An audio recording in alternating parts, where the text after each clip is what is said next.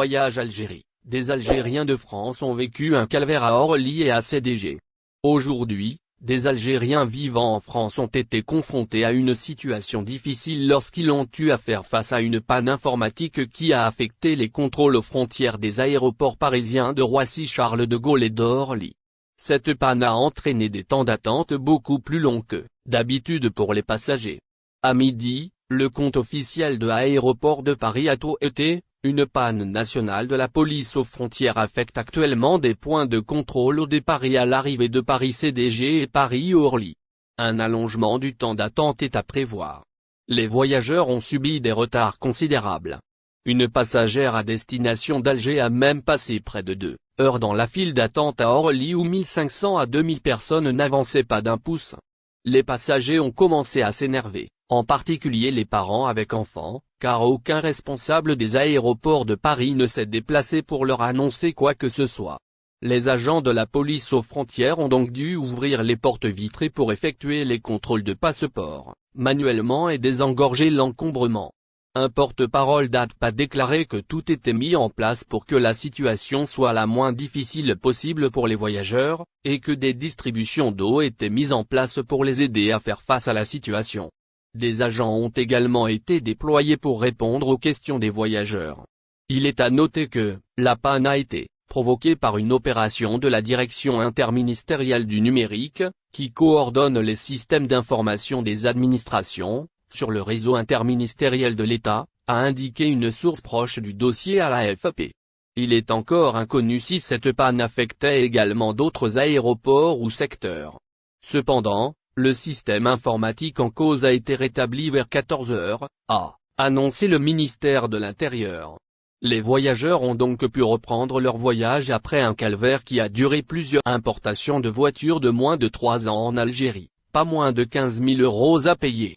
Les Algériens attendaient cette nouvelle depuis plusieurs années. L'importation de voitures d'occasion de moins de 3 ans est désormais possible en Algérie depuis l'étranger, notamment depuis la France. Cependant, le coût de cette opération est une question cruciale pour les intéressés.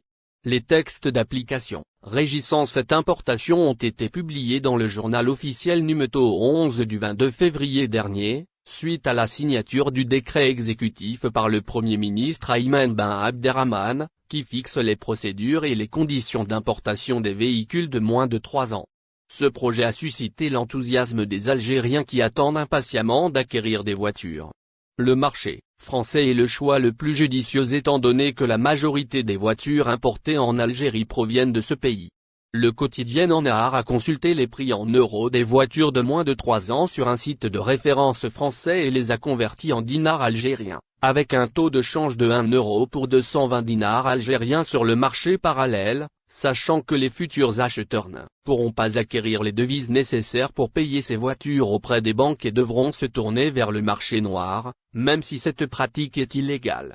En se référant à un exemple concret, le média arabophone a mentionné le prix de la Renault Clio VRS Line datant de 2021, proposé à 22 490 €, soit l'équivalent de 484 millions de centimes, ainsi que la Renault Clio 5, immatriculée en 2021, proposée à 15 200 €, soit 334 millions de centimes.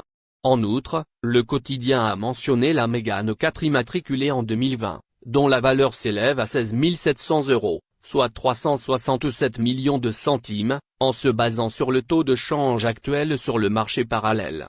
Importation des voitures de moins de 3 ans en Algérie, des exonérations au programme. Pour rappel, l'importation de voitures d'occasion est réglementée par des procédures et des conditions simples, visant à éliminer la bureaucratie. Selon l'article 110 de la loi de finances, une exonération de 80% des droits douaniers est prévue pour l'importation de voitures électriques de moins de 3 ans, tandis qu'une réduction de 50% des tarifs douaniers est prévue pour les voitures à essence d'occasion de moins de 3 ans. Le décret exécutif numéro 2374 du 20 février 2023 fixe les conditions et modalités de dédouanement et de contrôle de la conformité des véhicules de tourisme et utilitaires d'occasion acquis par les particuliers résidents, comme précisé dans le journal officiel numéro 11 du 22 février 2023.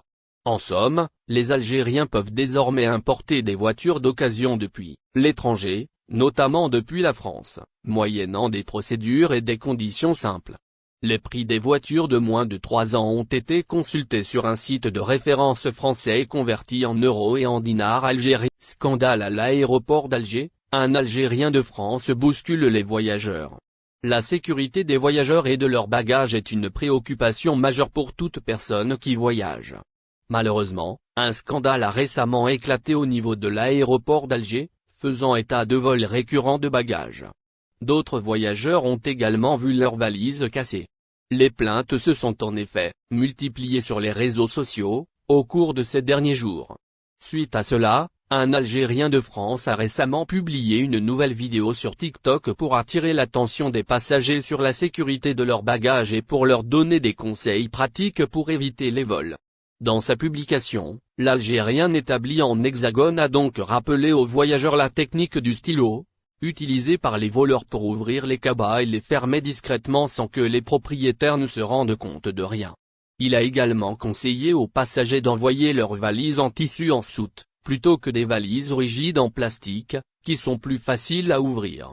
Pour étayer son argument, il a même effectué une démonstration, en sautant carrément sur sa valise en tissu, pour montrer sa solidité. Il a affirmé avoir recours à cette technique, tout en emballant ses bagages avec du papier cellophane, lors de ses propres voyages et n'avoir jamais vu l'une de ses valises cassée. Ces conseils pratiques peuvent aider les passagers à mieux protéger leurs bagages et à éviter les vols. En effet, les valises en tissu sont plus difficiles à ouvrir sans être détectées, car elles ne produisent pas le même bruit que les valises en plastique rigide. De plus, les valises en tissu sont souvent moins chères que les valises rigides en plastique, ce qui peut être un facteur important pour les voyageurs qui cherchent à économiser de l'argent. Cependant, il est important de noter que les valises en tissu ne sont pas invincibles et peuvent également être ouvertes avec des outils spécifiques. Il est donc important de prendre des mesures de sécurité supplémentaires pour protéger vos bagages, telles que l'utilisation d'un cadenas ou d'une ceinture de bagages pour empêcher l'ouverture des fermetures. Maroc, Fouzi Legja force la CAF pour sanctionner l'Algérie. La Fédération du football au Maroc prévoit de faire appel devant la commission de discipline de la CAF et veut absolument que l'Algérie soit sanctionnée. La Fédération de football du Maroc, présidée par Fouzi Legja. N'oubliez pas, abonnez-vous à notre chaîne Olive News et activez les notifications pour recevoir nos publications en temps réel.